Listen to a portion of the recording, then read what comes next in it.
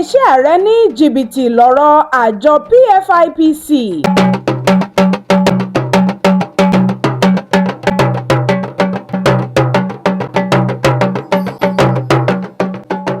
Olùdámọ̀ràn pàtàkì sí ààrẹ lórí ìròyìn àti ìpolongo Tèmítọ́pẹ́ Àjàyí ti ní ìlà ìpè kan tó sọnù lórí ìwé tí wọ́n fi ń kọ lẹ́tà nílé ìjọba ló tú àṣírí ayédèrú lẹ́tà tí wọ́n fi ń ṣiṣẹ́ nílé-iṣẹ́ ìjọba èrú tí wọ́n dá sílẹ̀.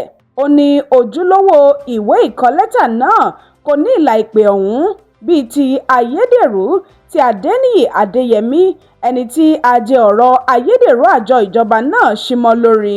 Àjàyí sọ èyí níbi ìfọ̀rọ̀wánilẹ́nuwò kan lórí ẹ̀rọ amóhùnmáwòrán nígbà tó ń sọ̀rọ̀ lórí àríyànjiyàn tó rọ̀gbà yí àjọ kan Presidential Foreign Intervention Promotion Council, èyí tí Ilé-iṣẹ́ Ààrẹ ti kọ̀ báyìí.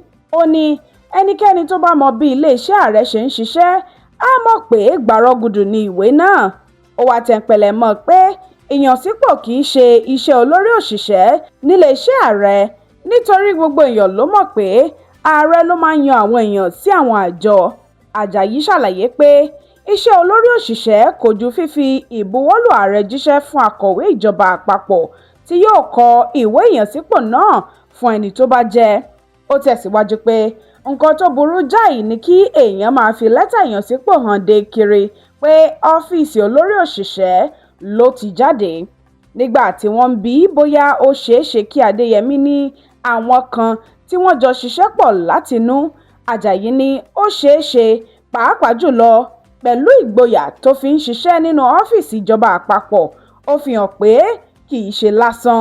Adéyẹmí ló ń jẹ́jọ́ ẹ̀sùn 8 ọ̀tọ̀ọ̀tọ̀ tí wọ́n fi kàn án tó dá lé ìdípàǹpá, ṣíṣe iṣẹ́ èrú àti píparọ́ ẹni tí kò jẹ́ níwájú ilé-ẹjọ́ gíga àpapọ̀ tìlú Àbújá.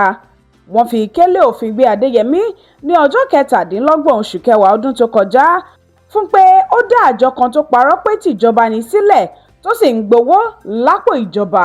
Tolúwalékè Àlí ló ń jábọ̀ ròyìn fún Ta Fàájì.